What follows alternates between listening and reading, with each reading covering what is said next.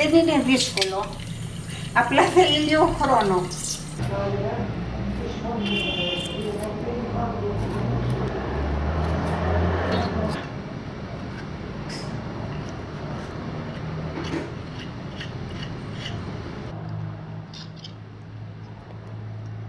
Εδώ έχει νερό με ασβέστη, εντάξει.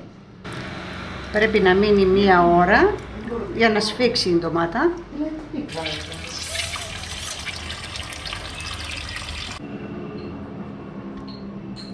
One γαρίφαλο in every piece. One bleached or two. Πόσα, 2? 2. Bleached almond.